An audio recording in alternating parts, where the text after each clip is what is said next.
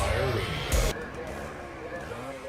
Hey everybody, Jeremy, National Fire Radio. Welcome back to the podcast. Today, a very special guest from the West Coast. The Sacramento Fire Department retired after 30 years, retired as a captain. Captain Eric Guida. How are you, brother? Thank you for joining me this morning. I'm doing great. Thanks for having me. Man, you got me this morning before we started recording. You know, a lot of people, I want to go down this road real quick. A lot of people ask me about my backdrop. And they FDNY and all these different shirts. And what I do is I have, just like every firefighter, we have hundreds and hundreds of T-shirts. And what happens is I can't get rid of any of them. They're all important to me. And every time I see one, it brings up a different memory, to be honest, especially with National Fire Radio now and all the travel I do. And guys are always giving me shirts and stuff. And I never want to just toss them in the Tupperware and let them sit in the attic, right? So what I've been doing is mounting them on boards, and then as we build out the new studio space, it's going to be the sound padding basically around the whole room. Will be hundreds and hundreds and hundreds of T-shirts mounted. These behind me are special ones that I pulled out of storage, and until we get into the new studio, these are the special ones. And behind me is Dana Hannon's a couple different shirts. And Eric, you hit me this morning, and you told me that you recognize the shirts because, in fact, you have one. And this is what is so special about the fire service, is how the connections work. And Dana was special to me. He was special to our area here. He was killed on September 11th. And it turns out that you knew him and trained with him and spent time with him. And you shared that with me this morning. So thank you for that. True. Yeah, no, Dana, you know, I only knew Dana for a short period of time, but you know Dana, he treats everybody like best friend. Larger than life. Yeah. So it was great meeting him, spending time with him, training with him. And then, you know, of course, when we lost him on September 11th, you know, it made it personal for me, even though I wasn't I didn't know him for that long. He made it personal because of the kind of person he was. So, you know, when I saw that T-shirt, I'm like, holy moly, I have that T-shirt.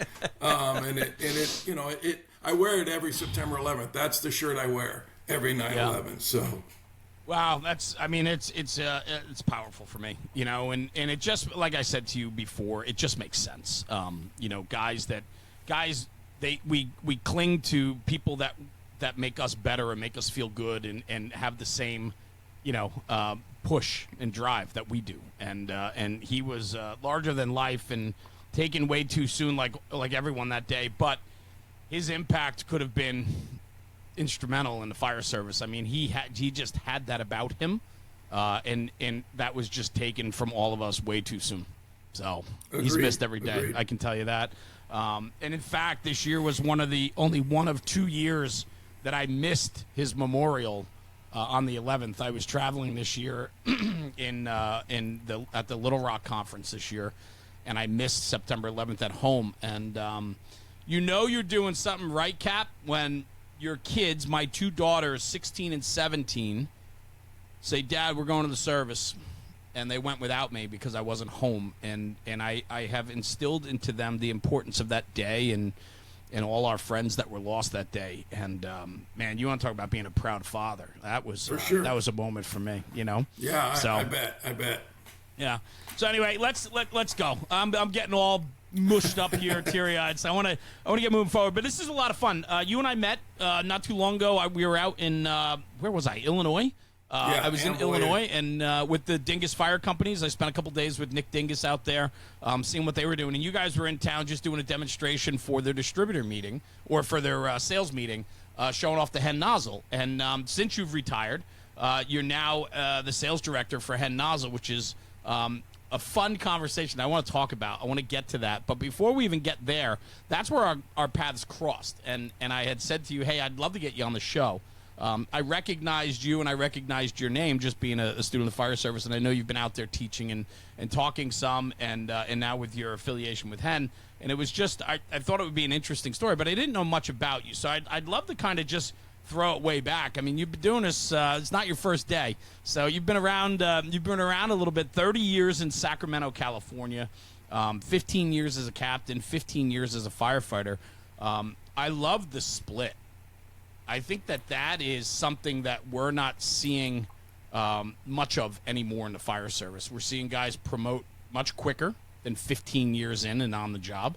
And so you had time to really marinate as a backseat firefighter. Yeah, and to be totally honest, I may have even delayed that more, but situations had happened to where, it was time for me to promote. But for me, honestly, at the end of the hose line is the best position in the entire fire service. I get the truck stuff and the searching and the venting, I get that. But for me, being on the end of the hose line was the best position. The problem is in the fire service, the black helmet doesn't get as much recognition when they have things to say as the red helmet. And that's not why I did it, but at some point, all of the best firefighters in the country have to understand that their voice, if they really want it to be heard, they need to change the color of their helmet. And I love that. And then I even take that a step further. I was selfish. I never chose to become a battalion chief, but that's even a next step, because all my really good friends in Sacramento who are all chiefs, battalion chiefs and above, I think did that at the detriment of their own happiness. They would all rather be on an engine or truck for sure. And you talk to a lot of they would rather be doing the job, but they saw a need in their department to to make things better. So yeah, I'm glad I did it, of course, but it's definitely a whole new job once you move to that front seat. There's two things there that really strike me. One is recognizing the importance of having a voice. And I agree with you. I've talked about this, is that we need our best people to promote, because it's the only way you're going to have a seat at the table, right? For sure. You can as a senior man in the firehouse, a guy that's got years on and his pedigree is strong and he's got the experience, the only people you can really affect are the ones within your immediate grasp. The only way you're going to be able to take that infectious way in the firehouse is to take it to the next step, and the only way you're going to do that is to be able to promote. Right. I mean, there's definitely a need for the first whip, right? The senior firefighter. We definitely need that. And so there's nothing wrong or about not promoting and staying in that position and sharing it with all the younger guys, for sure. I agree. But yeah, if you want to affect change, unfortunately, you have to change. You have to move up, and then hopefully, if you have a message that needs to be heard, somebody will listen to it. Yeah, I love the backside of that conversation too. Then is when you said, a lot of the guys that you came up through the fire department with have moved on to battalion chiefs and higher. You had mentioned the chief of the department earlier. What we were talking about, Dana, right?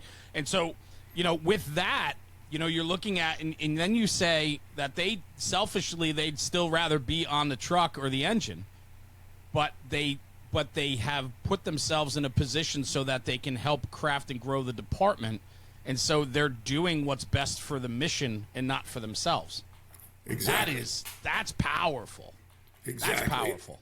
And, again, you look at all the best battalion chiefs, you've probably met thousands of them, that they would rather be working shift work, going to calls, going to fires, but they saw a need in their department for some leadership, and they took that on. And I think the American Fire Service should be very thankful to those people who have taken that step and sacrificed so that we can all have better lives and better training, better equipment.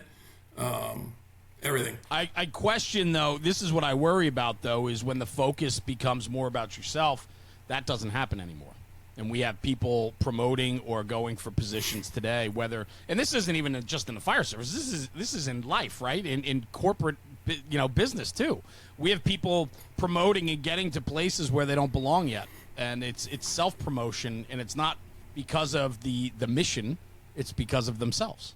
For sure. And, the fire service is a cross-section of society, right? Everything that society has, we have it, just in smaller numbers. So yes, there are those driven by power, and they want They want the white helmet. It doesn't matter if they have the experience to back it. And yeah, I mean, there's definitely those in all the, in all the organizations. Plus we have, as far as for the promoting to captain, we have a lot of departments that have ambulances, and that is a terrible duty. I mean, that is so hard on the body and the soul that they're like, I can't get off this ambulance unless I promote. So, we're pushing those people maybe before their time just because of the circumstance they're in. So that's a really good point. We have to kind of own that one. Yeah. What was it about the engine for you? I mean, I know you said the best position on the fire ground obviously is on the nozzle, right? So, but what was it when you first came in? I mean, did you have, I know you had a paid on call career, I think, before you got to Sacramento. So where did the roots come from? Did you grow up in a fire department home, or was it, where'd your love for this come from? That's a good question. No, I had no family member, nothing, that was in the fire service. I remember a couple instances when I was a kid growing up. My parents had started a fire in the fireplace and they didn't open the flue and the house filled with smoke. And I remember waking up and a fireman was carrying me outside.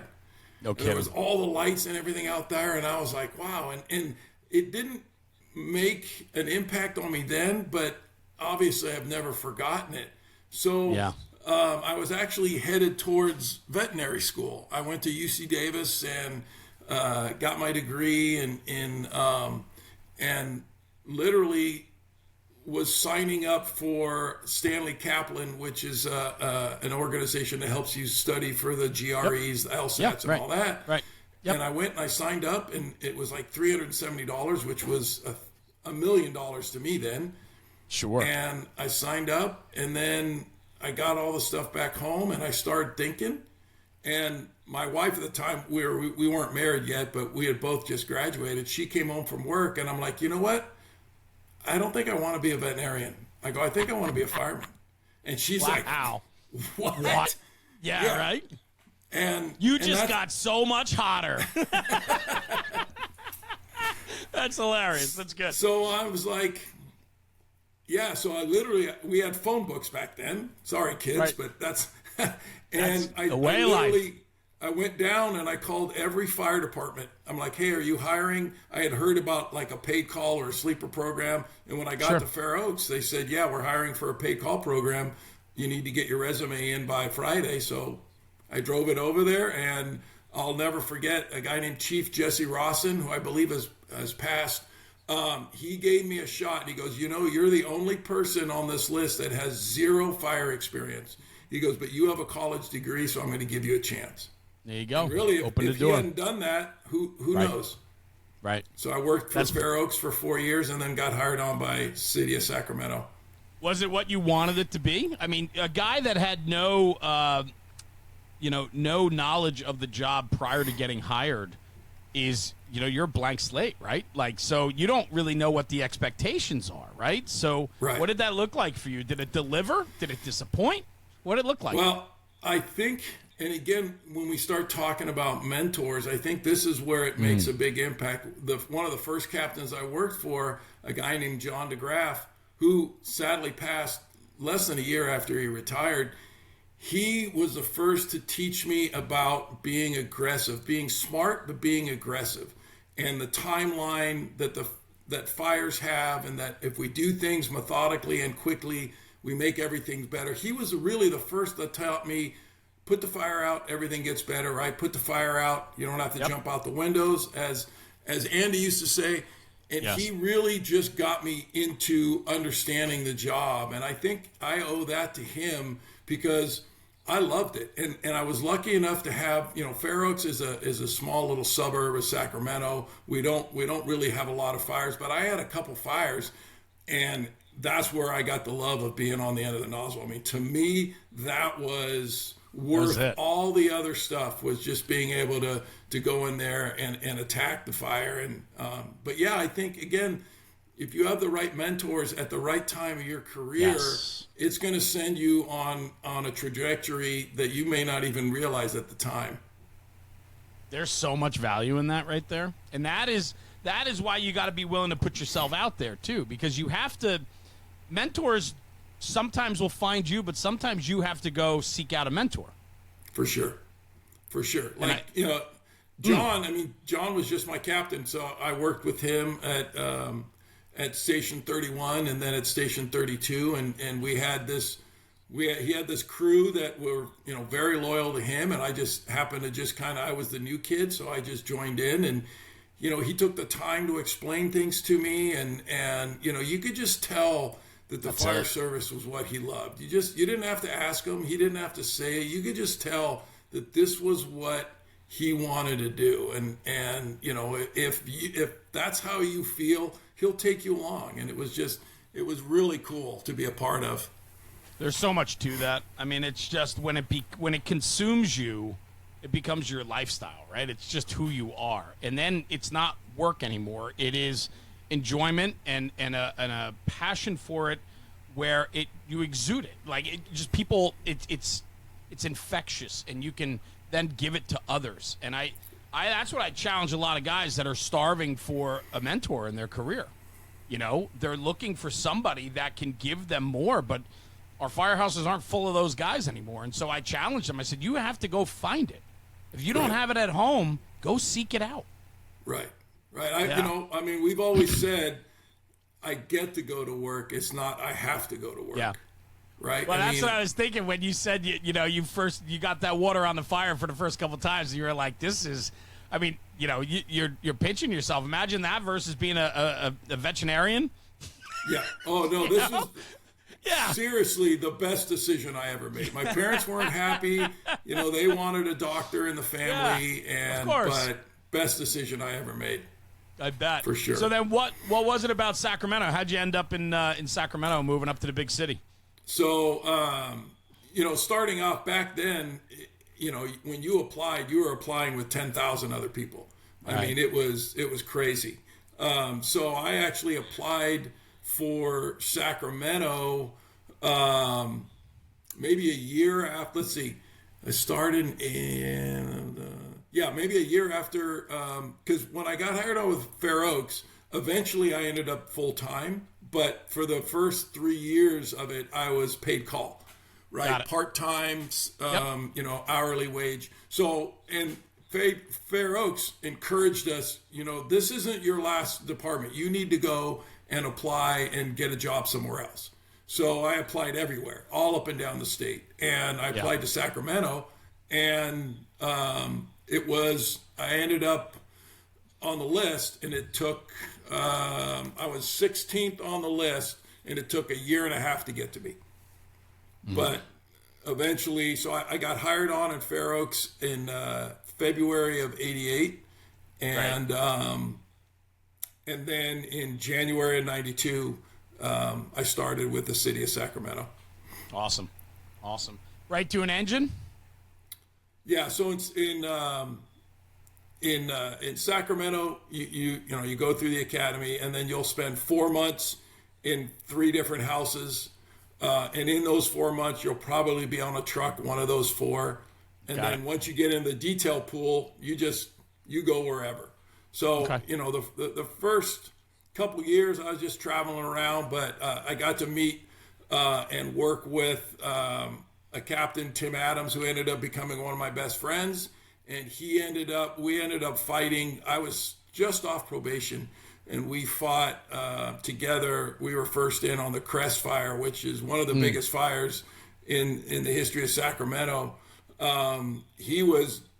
I think he was still an acting captain at the time, and I was just off probation, and that was just an awesome night of just crazy firefighting. Anyways, he ended up at Engine 6, and then I ended up over there on just detailed there.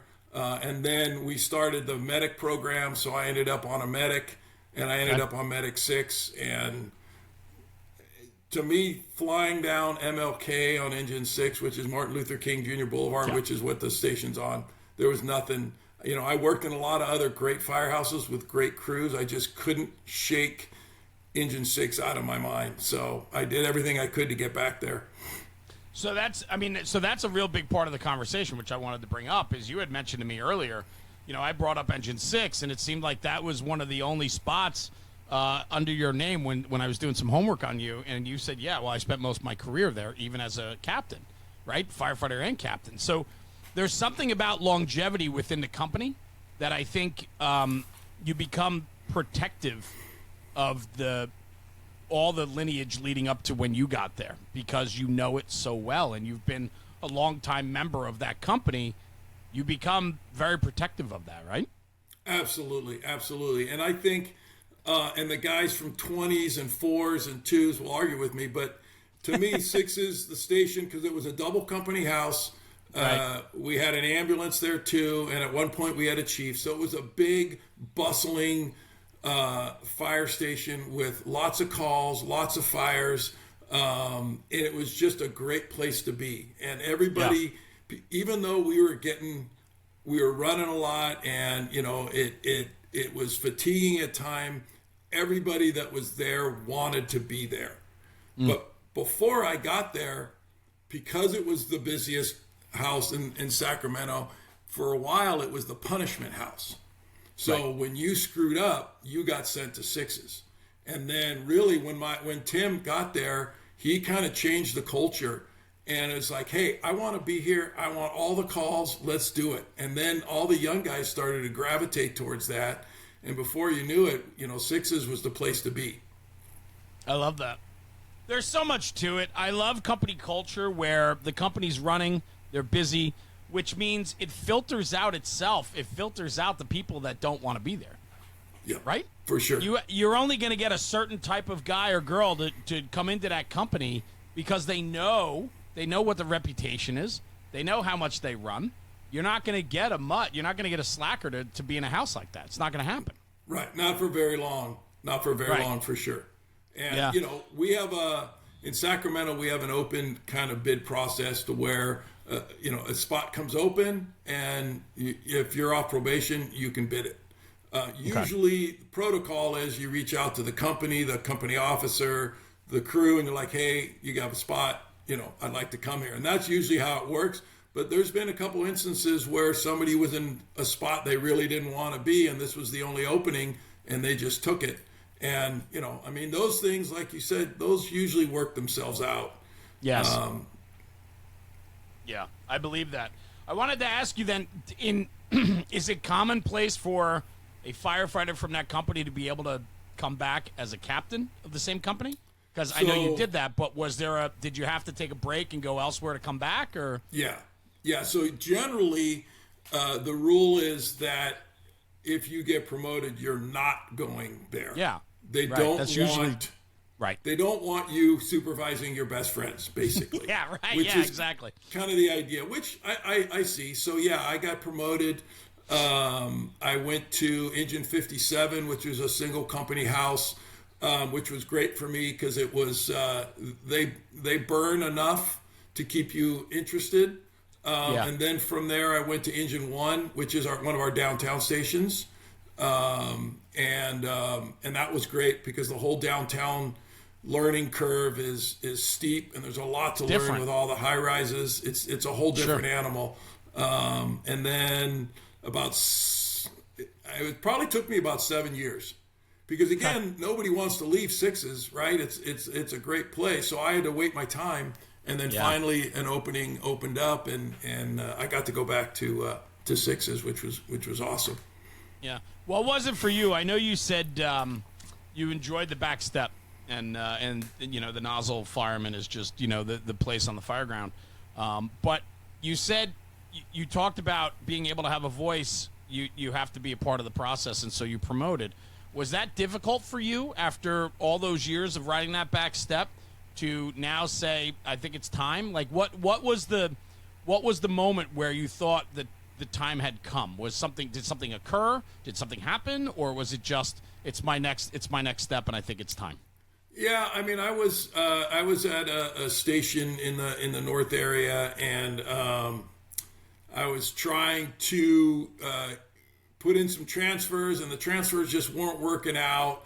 And, basically one of the battalion chief goes, look, hey, your best shot at getting where you want to do is to promote, and then you can kind of control it. So I'm like, all right. I didn't feel, and I don't think anybody really feels like they're ready, but I took the test. I did well enough and got promoted about a year later. And then, of course, those first probably 6 months, the world is just flying by, and I'm just trying to keep up and try to understand. And then, like it does for everybody, it starts slowing down, and you start finding time to make those decisions, whereas before everything is just crazy fast. Do you was there a process, or did you take the test, your number gets pulled, you get assigned to your company, and the next day you're now wearing a red helmet? So back then, it's changed a little now, but back then you took the test and you got on a list, and then they used that list as actors. So when, like during the summer, when most of the captains or a lot of the captains were on vacation, they'd go down the list, and the top guy on the list, he'd go out and do acting. So usually the very top of the list, they're almost exclusively working as captain, probably in different firehouses all the time, but they're out doing the work. I got on the list, and then I did some work, and then finally, when the retirement started to happen, I got my number called, and that was it. So the process then, as things start to slow for you, meaning you're starting to settle into that front seat now, what did that look like for you? Was it? There's always this expectation, right? And so I'm just curious, because it shifts after many years of being who you were as a nozzle man, as the back step guy, or even as an engineer, driver, whatever, wherever you were at that time, to now riding in the right front seat. Now all of a sudden you have 4 guys on an engine in Sacramento? Yes. So you got three on your company now looking to you, instead of you kind of just informally guiding from the back seat or the left front seat, right? So there's a shift there. Did you like the shift? Initially, I was scared to death of it, of course, because now my decisions in it. And I love that you said informal guidance, because that was me back there. I was the mouth. Let's go, let's go. We got to beat them. Let's jump this fire. And I made life on my captains miserable at times. And now I'm up there, and I'm hearing the same things coming from the back seat. I'm like, I get it now. I get it now. Yeah. There's so much to that, though. Yeah. It's great. But I was very fortunate to have amazing engineers driving for me. And I think for any captain will realize and will admit that if you have a good left seat, you're golden. I mean, all the engineers I had, knew where they were going. They could obviously pumping, but they could troubleshoot when things happened, which is huge. And they just made life for me so much easier. I could bounce stuff off them, especially as a brand new captain. You need somebody to talk to, and the guys behind you. You may have a senior firefighter back there, you may not. But if you have the same driver all the time, it makes life so much easier. And then, of course, at 57s and at Station 1 and at 6s, I had young guys who wanted to work. And again, that makes my life so much easier, where training's not an issue. I don't have to worry about, goofy stuff happen on emergency calls. We can just go to work, and everybody is happy to work, and it makes life easy. I was really fortunate. Yeah, I love that, but it makes sense. All of that makes sense to me. I want to ask you though, your mentors, a couple gentlemen that you mentioned, how much of their leadership style and willingness to mentor, probably them not even knowing they were mentoring you at the time, how much of that has rubbed off on you, as crafting your style and way of doing things? A lot. Like I mentioned, I mentioned John DeGraff. He really taught me that being aggressive is good. you know, as long as you're smart, and loving the job is fine. You know, it's funny. We get to this certain point, you know, maybe 5 or 6 years where we don't want to show that we love the job anymore. We don't want to get excited about, you know, a car fire, trash fire, whatever, because, oh yeah, that's I'm too cool to be excited about that. And, you know, the guys I worked with is, you know, and I always try to do this. It's like, hey, every fire's great. Every fire's learning. Every fire's fun. Have a good time. This is the best job in the world. So if it's the best job in the world, all aspects of it is, you know, is awesome. But yeah, so John taught me that. And then, you know, again, my buddy Tim, who was my captain, he showed me when to sweat the small stuff. And some of the stuff that he didn't sweat, I think I probably would have sweated as a captain. And we definitely had different styles. But his main focus always was his crew. Always. You know, he taught me, you take care of your crew, then you take care of your equipment, and then you take care of yourself. So you make sure your crew's good, everything's fine, you make sure your equipment's up, and then you do your reports and you take care of yourself. And you're always third. And that was something that's always stuck with me. And he would battle with chiefs on our behalf. And again, I don't know that I would do that. It's just not my temperament. Right. But I appreciate him doing that for us because it really showed that he cared. There's so much there. I love that. I want to jump. I mean, so that's great. I mean, to have mentors though, and to recognize that, and find your style. They influence you, but you still have to find your own style, which yes, I think is great. Before I get too far away from that, I do want to bring something up because I read an article online, Fire Rescue One. You wrote an article, 20 rules for the rookie firefighter. Number 1, you put never disrespect this job by not caring. And what I love by that is you talked about like the not cool, like, oh, it's a car fire, dumpster fire. Like it's an opportunity to stretch a line. It's an opportunity to put a fire out.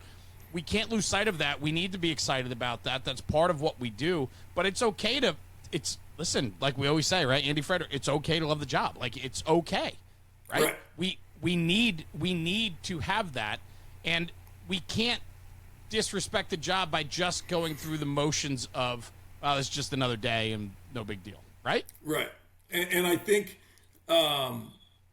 yes, being excited about the job, about all aspects, sometimes is very hard, right? I mean, we all know there's days where you're like, man, that was tough. But yeah. If you're excited about the majority of it and you show it, it rubs off, right? And people, the young generation who comes in, and if all they're seeing is, oh man, this is, you know, this call and it's that call, they're going to emulate that. But if you're like, hey, this is fired up, let's go, it's a trash fire, let's go get it, let's, you know, then you know, they'll actually see that, hey, it's okay. And I think in the reverse, I think those young guys, those brand new kids, they can also affect how their older, more seasoned guys see the fire service. If they're always excited, if they're like, hey, let's go do this, eventually that's going to rub off on the old salty guys and like, all right, yeah, okay, I can see that. That's pretty cool. I remember when, you know, I was excited, and being in love with the fire service is cool again. So I think it can go both ways to where, you know, your excitement, regardless of if it's your first day or your last day, if you're excited about the job, that's going to rub off on people around you. You're so right on so many levels right there. It goes from the bottom up and the top down, right? And I look at, like, in my volunteer firehouse, my daughter joined, caught me off guard, wanted to join, 16 years old as just a junior firefighter. And now I'm looking at it going, like, I'm pretty comfortable with where I was there. And now I'm finding myself trying to ride the back seat more with her again. I want to teach her. I want to train her. I want to give her the same experience that I had. We're lacking the experience and leadership today more than ever. And I don't want her to get lost in a system that's not doubling down on her. So I'm like, I need to do that. And you know what that's done, Eric? It's got me so fired up again over it that I'm excited again.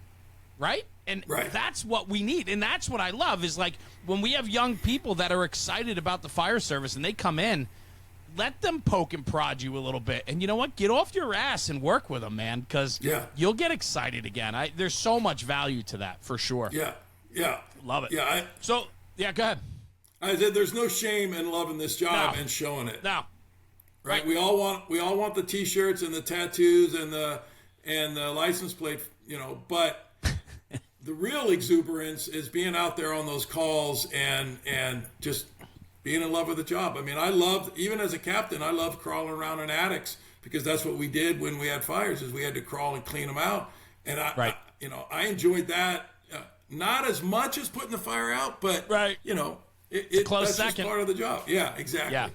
Absolutely. I love that. I want to ask you, I want to stay on the mentorship thing for a minute because it seems like that's a real big part of your story.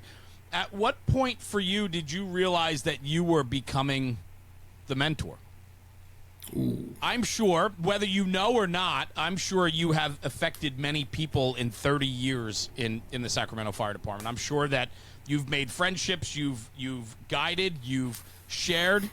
I'm sure that at some point, and a lot of times guys don't even recognize it, but all of a sudden they become the mentor and not so much the mentored anymore, even though we're always learning. So did you ever have that moment where you go, I'm that guy now? I don't know if it was that clear, but I know that I actually had the opportunity to teach in 4 of our recruit academies. And I remember the first academy in 99, I had very little teaching on that level. And I just remember having to find a different voice and a different way of talking, because now I'm talking to a whole group of young kids who are looking to me for knowledge and all that. And I know my personal statute is I am not confrontational. I do not like to be confrontational. But as a drill instructor, you have to be sometimes. So it really helped me learn that voice. And then at that point, after those recruits got online, when they would see me, they're like, "Hey, firefighter, how's it going?" And they were kind of looking for whatever help they needed that day. So I think that really helped kind of push me into more of the mentor, ship, if you will. Yeah. But again, I think transitioning from the back seat to the front seat, I think that's a major, because you are by default their mentor, whether you want it or not, or they want it or not, they have to listen to you. And so you end up being that guy, that go-to guy. And hopefully you've used the time in the back seat, to your advantage, to where now you have some experience to where you can answer those questions. Yeah.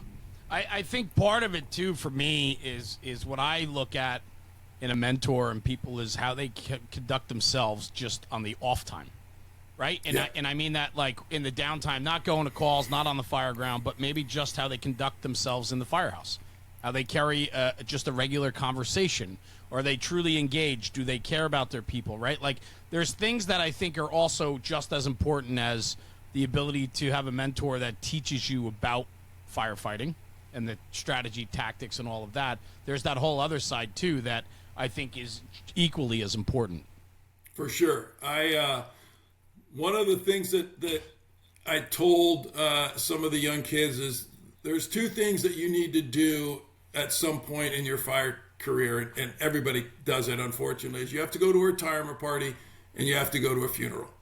Because at that point, you see the very best of the fire service. You see people at retirement parties that maybe have retired 10, 15 years, but they're coming back to pay their respects. And then, of course, at funerals, you see people from all over the country coming and paying respects to somebody they don't even know, because that's what we do, right? And I think that's a big part of the learning for the newer firefighters is, hey, it's not just about pulling hose, throwing ladders, forcing doors. There's so much more to being Yes. good at this job. It's empathy. It's learning. It's putting yourself in the people's shoes that you're trying to help, and understanding that they don't want to be there. So there's a lot to it. And I think when you go to these things and you see the fire service at its best, even though it's a bad time, I think you get a good vision of where you should be.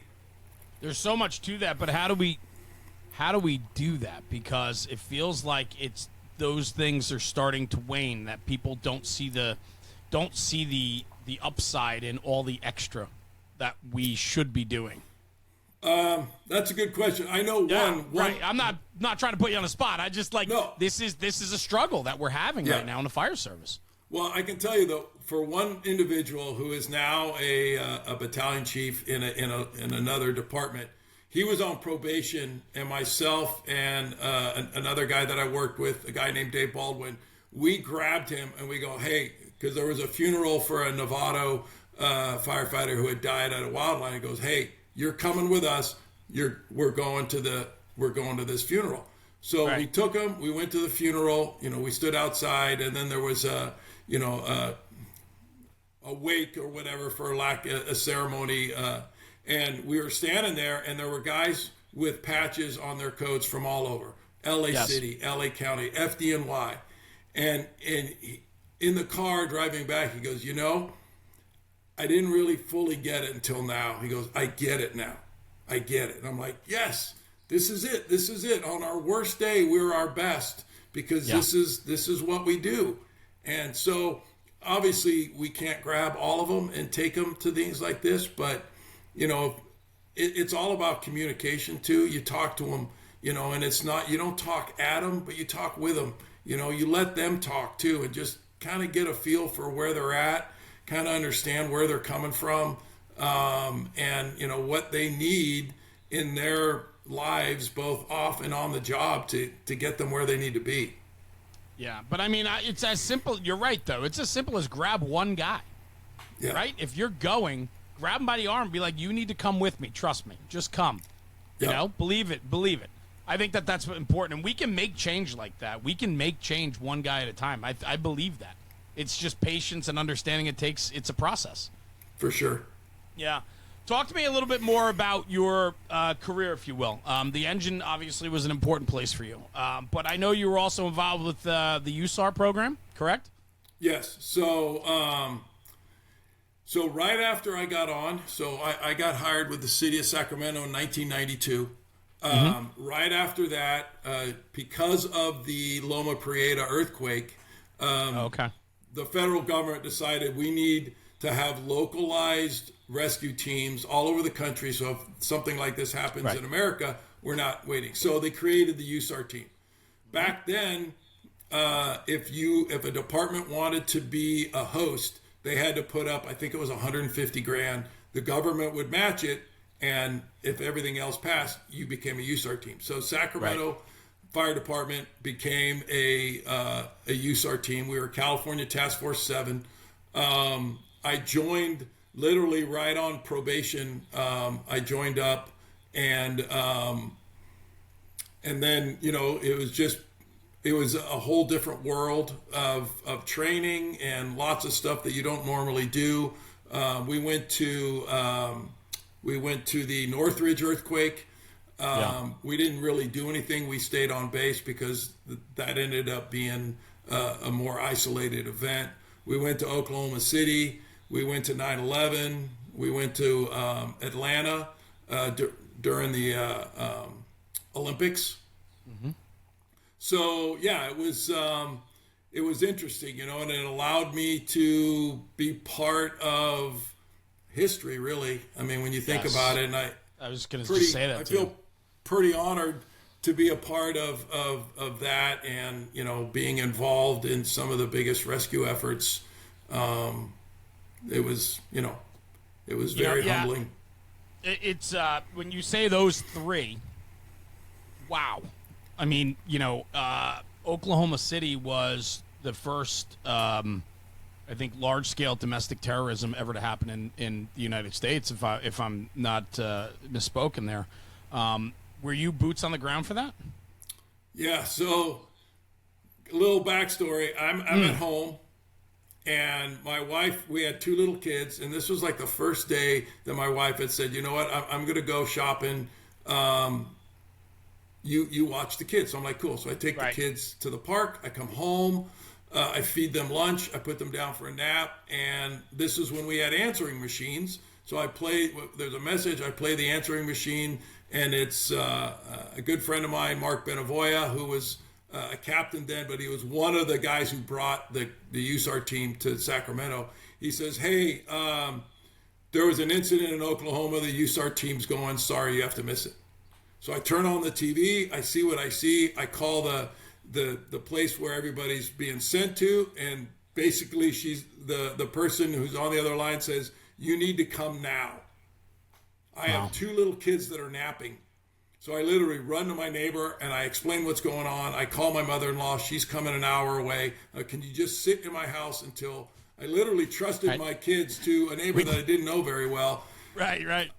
Drove 110 miles an hour and got to the departing site and made it. And then so we got deployed. So the way it works is every month a different USAR team would be at the top of the list. Right. We just happened to be at the top of the list for Oklahoma and for 9/11. So we got there to Oklahoma City probably, I want to say, less than 24 hours after it happened. It happened, just for a lot of people listening, this was April 19th, 1995. Yeah. Yep. Yeah, so we got there, and we spent the better part of 2 weeks. And again, not a lot happened because most of the rescues happened almost immediately. And then, but, it was, again, it was being part of a historical event that, a lot of us, and I think you can include this with 9/11 too, everybody watching it wishes they could have gone and helped and done something. Yeah, of course. And I got the opportunity to do that. Did that for you, I have to think that was probably one of the largest scale incidents you had been to then in your career before, obviously, September 11th, right? Oh, for sure. What was do you remember just your sense about that when you stepped off and you got on the grounds there? I can only imagine when, today, I hate saying it, but it's almost like we've become desensitized to larger scale destruction, right? And I remember, in 95, I was graduating high school. So I was a senior in high school in 1995. And so I remember the bombing. I remember when it happened. I remember the 93 bombing of the World Trade Center. That was a little bit different because it was all within, so there was really no way to see what the destruction and damage was because it was all in the parking garages and underneath the structures. But this one was numbing to see the destruction on the nightly news and to understand what happened there. For you to be standing on that ground, I can only imagine what went through your mind. Yeah, I mean, I have no military experience, so I don't have any knowledge of bombs or whatever. But this was, unbelievable. The damage to the building itself, obviously, but the damage all around, the shockwave that destroyed, windows blocks and blocks away, and just the sheer magnitude of a building that size with half of it basically in rubble. And then all, the stories that we started hearing of the people that shouldn't have been there and were there, and the people that were supposed to be there and weren't, and even to the point where people who were standing in the building on the floor that remained as the rest of the building, fell crumbled away. Yeah. Just crazy. It is. And I just, you think about, I don't know. I'm trying to, like, when you said Oklahoma City, it just brought back a flood of emotion from remembering it. And I remember myself, I think that was a moment where I couldn't believe the destruction and devastation that could happen on our own soil. And now we're putting teams in there to go effect rescues. And I remember that footage of that one firefighter carrying that child out, which was, and I think tragedy came from that, I believe. I don't know the whole story, so I don't want to speak to it. But it was just, I think, a moment. And so then fast forward with your abilities and know-how with the USAR team. Now you guys are called upon for September 11th to come to New York City. Yeah, that was crazy too, because I was in the academy then. So this was my last recruit academy, and it's obviously Tuesday, and it's like week 0 or week 1 of the academy. So there's no PT going on. All the drill instructors are doing our own thing. And then one of the guys, again, my buddy Dave, comes out and says, holy crap, a plane just ran into the World Trade Center. And I was like, wow. But I'm thinking, like most of us thought, at first. a little Cessna, right? A little Cessna in the fog. I'm like, okay. I'm like, wow, those guys are going to get to actually fight a really, a high-rise fire. That's exactly what I thought. And then he comes out and goes, another plane hit the other one. And then I'm like, oh, no.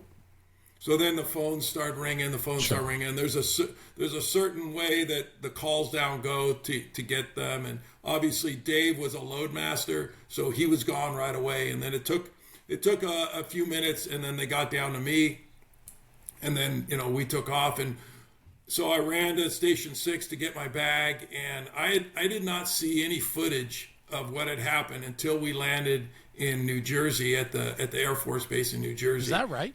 Yeah, because it was just, I ran in because we were, we got deployed. When you get the call, you're supposed to be wheels up in 6 hours. That's the rule. So we were wheels up probably, let's see, we landed. Yeah, we were probably wheels up at 4 or 5 in the afternoon. But the whole time was spent getting all the gear together and whatever, so we didn't have a lot of time to watch TV. And then on the flight over there, we were the only airplane, except for the 2 fighter pilots that were escorting us. We were the only plane in the airspace. The entire airspace was just us and our escort. Yeah, so then when we got to New Jersey, I saw the footage, and I was just like, and then by then you're numb. And then we spent 2 weeks, searching and working and all that. And you really didn't get a chance to grieve. So when I got home, I was 2 weeks behind everybody else as far as grieving. Yeah. Yeah. And then it hit. Yeah. I'm sure. I mean, and you didn't have a chance when you were there. And I think that's a big part of the story that doesn't get talked about is all those that responded and all those that are dealing with it. I mean, and obviously, 9/11 cancer. It's not just the New York City Fire Department. It's the responders that were there too. It's the public that was there. It's consuming from what happened that day. But it's also the mental anguish and decompression that needs to happen after an event like that. And even this many years later, getting a little bit emotional about it, right? You and I were talking about Dana before in our connection. You just now. I mean, it's a moment in time that is not forgotten, and it carries such heavy weight on everyone, and so on. But to spend 2 weeks, you have no time to turn that off. No, and so you go there and you split the team in 2. Half of you work 8 a.m. to 8 p.m. The other works 8 p.m. to 8 a.m. Yeah. We were on the day team, so and you get maybe 3 or 4 hours of sleep. And we slept at the Javits Center on a concrete floor with, forklifts going around all day. So, I mean, but nobody cares about sleeping. No, everybody just wants, all we wanted to do was find one person, one survivor, something. And, of course, that didn't happen. The last, I think, survivor was Ladder 6 who walked out that lady after, the buildings. But yeah, 2 weeks, we had different chores. I don't think FDNY, obviously, nobody can be prepared for this. No. So it took them a couple days to figure out how they wanted to use the USAR teams. And then, they put us to work. And again, I don't know the word to explain how I feel about being able to be there and assist. It's not gratitude, because obviously this is a terrible event, but I was able to be there when the rest of the fire service couldn't be there to help. And I know everybody yourself included, I'm sure, would rather be there digging and helping and doing something versus just watching it on TV. And so, I got to do that. Yeah. Wow. I mean, yeah, incredible. Yeah. And then just to go down, and then Atlanta, the Olympic bombing, right? You mentioned Atlanta too, right? So, again, we're in Atlanta. There were, I think, 2 teams there at all time. We were staged, within a basically a helicopter flight of the bombing. So on the night of the bombing, we were first up. Okay. So all of a sudden, the bomb occurs. Everybody wakes up. They start figuring out what they're going to do. And at that point, they were only going to take our medics in because they realized it wasn't there wasn't a lot of damage, but they needed the medics. And then as the thing unfurled, we realized that there was I think 1 death or whatever. So right. They didn't need us. But yeah, we were first up for that night too. So I was like, I can't believe that every time we're first up, something happens. Talk about being a black cloud. Quite, yeah. I mean, that's quite the resume, the pedigree there. I mean, that is that's incredible. But you did you understand the gravity of all these potential events happening when you decided to be a part of the USAR? Like, that's what I wonder about. I mean, we have such incredible and dynamic people in the fire service that learn all these other disciplines, but it's like you almost hope you never have to. Right. But then you get to do, and then you become this. I mean, for me, I think it's some of our highest achievements in the American Fire Service are the USAR teams, and when we can affect an outcome that because we were there and because we had the equipment, the training, and the people that are willing to do work like this in our country, we're blessed. I mean, a hurricane comes, and you look at the movement of teams across the country and how they mobilize, right? And it's the commitment, not just fiscally, but, people, their time, their experience, and everything that goes into it that you might never have to put your skills to the test. Right. Because it just wasn't your time. And then you... Yeah, I had no idea, actually. I joined... I actually got a phone call when I was on probation. It's like, hey, you're part of the USAR team. And I go, what's a USAR team? I didn't even know. Right. And I'm going to be totally honest with you. I'm not a total rescue guy. Obviously, I was on an engine my whole career. Right. But you're absolutely right that you join these things in hopes that you never have to put your skills, on that level. Obviously, you want to get called and rescue a kid out of a well or whatever. And sure. You want those type of rescues. But these large-scale rescues where hundreds of people have been killed and all that, you don't want that. It's just, but we always say it's not what we do, it's what we're prepared to do. Yes. Right? Yeah. The USAR team, it's not, we don't want to, but we're ready, and I think that's where I think the U.S. government really got it right, is organizing these USAR teams and spreading them out all over the country. Because literally anywhere in America, if something catastrophic like this happens, you're going to have an extremely well-equipped and trained team within 12 hours. Yeah, it's incredible. And then, and then the rest of the world will rely on us if needed too. So yeah, it's pretty cool. It is. It's incredibly cool. I think something else too, and I want to refer back to it because it kind of goes hand in hand, is the other side of what you get to do with USAR though is the travel and the friendships you make outside of Sacramento. And you travel all over the country, and whether it's in the worst of times or the best of times, you're making relationships. And getting to know you today a little bit, and meeting you the other a couple weeks back, and then sharing some stories where we have friends within the same circles and so on. All of it kind of makes sense to me. But you said something in that article, that 20 rules for the rookie, and I keep going back to it because there were a couple things that hit me. And the one is always introduce yourself to others, to people you meet. And that is a big part of this, right? You come to New York City for 2 weeks, the friendships and the brotherhood that you made here during September 11th, When you went to Oklahoma City, I'm sure you made lasting acquaintances and friends at that scene, right? And so on. And so that is such a big part of what we get to do as the fire service, because there's no other profession like that we go all in on each other so fast. Yeah. No. Powerful. It's powerful. Yeah, for sure. And again, for the new recruit, it's really important that they take the first step into communication, because they are who they are, and then everybody else in that fire department is going to have different personalities. Some of them will be outspoken, some of them won't, but that new person has to make the effort and show that, hey, I'm willing to put my hand out. Hi, I'm Firefighter Smith. I'm brand new. Nice to meet you. And then the ones that want to share their knowledge with them will voluntarily. And then the ones that don't, those are the ones you need to prod. It's like, hey, we just had this fire. How would you have fought it? Would you have done anything different? And you just got to pull that information. And then to speak to your point, as we start going all over the country, and I think that's right. That's what's great about all these conferences, right? I mean, a lot of the problems with the fire service are fixed at those bars, right? With a couple beers and shots of Jameson, and all of a sudden we're fixing everything.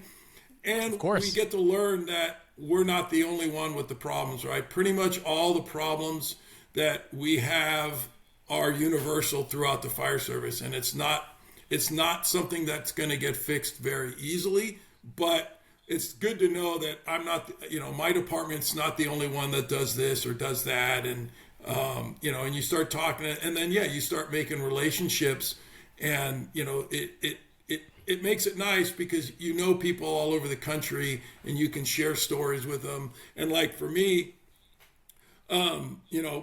having this new job, I've met a lot of people, and, I've met them so where now, like, the line of duty death in Kansas City, I was able to reach out to somebody that I know there now through this and say, hey, I'm thinking about you and whatever. So it just makes it just kind of brings a country full of fire service closer together.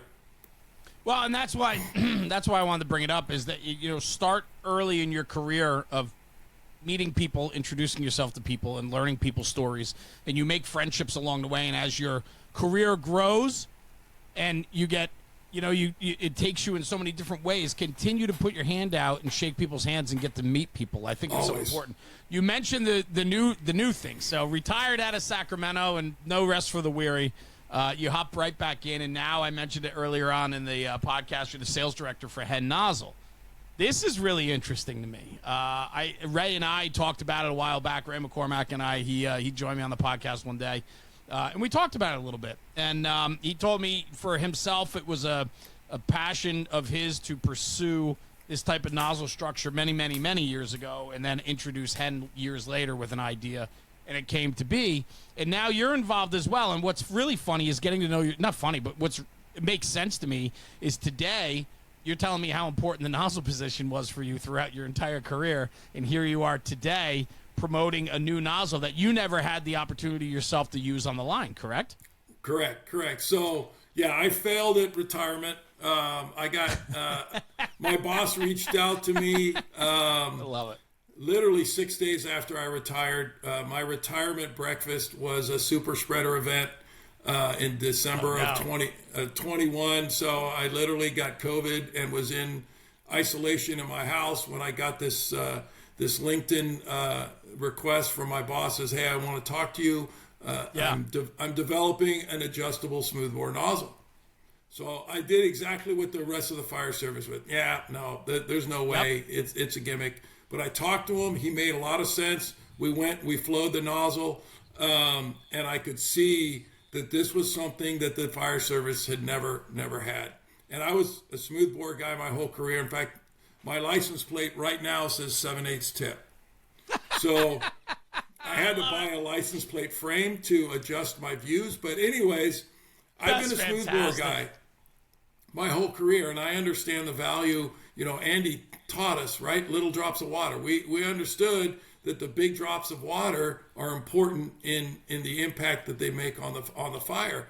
Yes. But it takes a lot of work. It takes a lot of energy. It takes a lot of knowledge and experience to be a really good nozzle firefighter. Sure. What we've done is we've developed a smoothbore that allows you to adjust that stream to a much wider, what we call blade pattern. And now the nozzle's doing the line ship of the work. But because it's a smoothbore, it's a big, thick droplet water. It's not getting converted to steam. It's not getting carried away in the flow path, but it's cooling at the nozzle because it's so big and wide and thick, and it's cooling downstream. So sealing a hallway has never been easier. And yeah, Ray squashed one of his tips to create a blade because he was trying to affect, wind-driven fires, and he was thinking if he spread the stream out and he shot it up the side of the building, it would go in and basically help extinguish the fire. It didn't, but he way back then saw the value of of a bladed pattern. What I think is really interesting, right, is like there's not too many things there are so many things rooted in the fire service, which is the tradition of how we've done it. And smoothbore nozzles, obviously been around forever. And we know it's tried and true. And so to modify or to take what we've known for so very long and put some innovation to it, there's always going to be an immediate pushback, right? This is snake oil. This is just another gimmick, this and that. But then you start to unpack it a little bit. You start looking at the people that are starting that come on board to promote it. And I don't mean promote it in a cheesy way by any means. I mean promote it as in believing in the foundation of how this nozzle works and applies water, provides cooling, penetration, all of it, right? And you start looking at the people that are willing to start talking about it. And it goes very quickly from something that entered the fire service within a short period ago, where people were pushing back on it, to where we are today. I'm watching, as a guy that watches the fire service very closely, you're starting to see this nozzle gain traction in its understanding that there is a need and a reason for this type of water application, correct?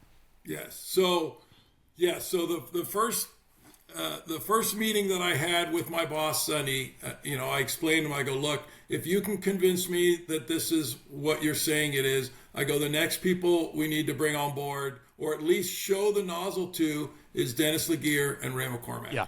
And because I knew if this was going to go anywhere, Eric Guida is not going to sell nozzles, or at least get the fire service to understand it. But Dennis Laguerre and Ray McCormack, with their following, if they understand the nozzle and believe in it, I think that'll really help us. So that they're very respected in that field, like that. Exactly. That is their discipline, right? Exactly, and they are smoothbore guys, true and That's true. right. And I'm like, if we can get them to say that this bladed pattern, and this, we didn't even have the term blade yet, but if we can tell them that this nozzle is as good as a 7/8 or 15/16, then I think we can move forward and start, really doing it. And, we had a meeting with Dennis first, and Dennis was like, yep, he goes, I see this in the wildland. It's a slam dunk, no issues.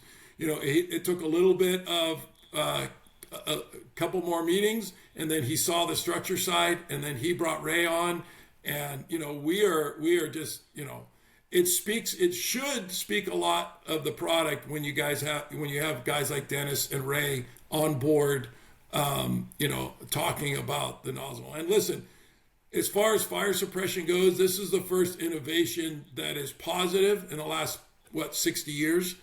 I mean, you look at the smoothbore, and then you had Lloyd Lehman and the combination nozzle, right. And now there's this. There's been other nozzles that have come, but I don't think they do what this nozzle. And we still have the gimmick label. I get that.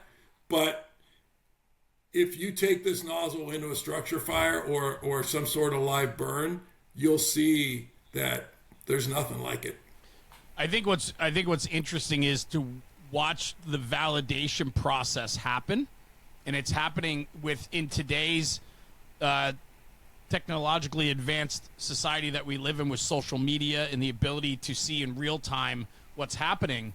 There's no delay in sharing the results of what this nozzle's doing, and so it's fun to watch as this nozzle, people are starting to vet it, and they're starting to put it in its paces, and there's no snake oil, and there's no smoke and mirrors here. This is a nozzle that you're willing to put on any fire truck across the country. In fact, this nozzle has found its way to some very busy companies to put it to work, to get it vetted and the information out there. And so this is a player. There's no doubt. And it's fun to watch as this thing grows, for sure. I think the other thing, too, Eric, I'd love for you to hit on it. I think one of the nozzle's cool, and it's got its place. How about the back pressure increaser, the turbo? The turbo. That is, to me, like when I was looking at all these items, I'm like, man, that is a game changer. So the turbo is truly amazing, and it came out of the brain of Dennis Laguerre. He is the one who said, look, the fire service has this issue, and I had an epiphany many months later to where when smoothbores came back, right, and if I talk about Sacramento, probably 20 years ago, when myself and my buddy Tim, my captain, and Dave, I've already mentioned them, we fought the smoothbore fight in Sacramento. In fact, we had to hide smoothbores in our boots when we went off duty, because smoothbore was a 4-letter word at that time. Yeah, it was a dirty word. Yeah. So, but we trained the problems of a 50 PSI smoothbore and all the kinks and everything by either over pumping it at the beginning or chasing kinks and all that. And we trained the problem away. And then you have companies that have developed hose that is supposed to be really, really good with 50 PSI, but they still kink a little bit. And so we've been blaming hose this whole time, when I really think it's just the simple fact that 50 PSI is not enough pressure to create the back pressure that you need to have a nice stiff hose. But 50 PSI is all a smoothbore can handle, otherwise you can't hold on to it. Yeah. So now we have the turbo. It allows you to pump a 50 PSI nozzle, whether it's a HEN or a smoothbore, doesn't matter, to 75, but only 50 gets to the nozzle. So as far as the nozzle is concerned, it's 160 GPM at 50 PSI nozzle with 60 pounds of nozzle reaction. But the hose is 75. So now it's wild. So now we're finding departments, we're going around and using, we're putting our 50 PSI smoothbore HEN blade on their hose that's designed for 75, and we'll do it without the turbo, and it's dangerous. And then we put the turbo on, and they're like, oh my goodness. Like, one department says, we just gained them 1,000 feet of hose that they replaced that's sitting in storage. They're like, we can use this hose now. I'm like, yeah, the turbo That's a great point. That's a real, I didn't even think, yes, 100%. Yeah, so even if you've already, it improves all hose. Even the top of the echelon of hose of all the companies, you use a turbo, and it makes it better, less kinking. You don't have to gate down on a hot hydrant, because now you're pumping at 25 pounds higher. All sorts of things. But if you have 75 PSI hose and you want to transition to a 50 PSI nozzle, you can do it with the turbo and not have to replace all your hose at the same time. I'm super intrigued by that, because the engineering that it's not as simple as it sounds. It's not just a reducer, right? There's so much more to it. Yeah, and it's just I don't think people know enough. Everybody sees the blade, which is innovative in itself, right? And has its place. But man, we got to be talking about this turbo. Yeah, it's equally as game changer. And for me, the Blade 160 with a turbo on it, literally, it doesn't really matter what hose you put it on. It's like the best attack package you get. That's cool. That's very cool. Eric, I'm going to start the wrap, brother. This has been a fantastic conversation today. It was nice to get to know you. It's extra special knowing that we have a shared a shared past, in a way, with some really incredible people, and I value that. But Like I said, going into today, I didn't know much about you, and I feel like I know a lot about you today after the conversation. And I just thank you very, very much for taking some time out of your day and joining me. I know it's early on the West Coast over there, so hope you didn't have to get up too early for me. No, and I appreciate the opportunity. It's been a pleasure speaking with you. Awesome. And I love the fact that we are now bonded by Dana. Yes. I think he would like that too. That's exactly what he stood for, and that's why he was a giant. And taken way too soon from us because he had so much to offer. Every single person he touched was better for it. For sure. Yeah. Absolutely. Yeah. 100% agree. Eric Guida, thank you very much. Retired out of the Sacramento Fire Department, now working as the sales director for HEN Nozzle. Brother, thank you very much for knocking this episode out of the park today, man. It was a fantastic conversation. Thanks for joining me. Appreciate it. Thank you very much. I had a great time. Good. Where can people reach out to you if they're interested in the HEN or they want to, hit on something that we talked about today? Can you have an email? Where can people find you? Yeah, they can go to hennozzles.com. And then there's sales at hennozzles.com, and that'll come right to me. And the phone number that's on the website is currently my phone number. So if they want to reach out to me, text me, whatever, I'm almost always available. I love it, Eric. Thank you for sharing that. And again, thanks for joining me today. Don't go anywhere. Stay right here. I'm going to sign off the podcast, and I'm going to come right back to you, okay? Great. Guys, thanks for, of course. Thank you guys for tuning in for another episode of the National Fire Radio Podcast. I'm the luckiest guy in the fire service. I get to do this every single day. Talking to game-changing guys that have had incredible experience in an incredible career, and now they bring it forward in the private sector, talking about fire service as they continue to grow and push different products. Eric is no different from any of that. He's just he's a rock star, and I really appreciated the conversation today. So do me a favor, take this conversation, take it back to the firehouse and talk about it, because when we're talking about the job, we're always making the job better. We'll see you at the next one. Jeremy, National Fire Radio.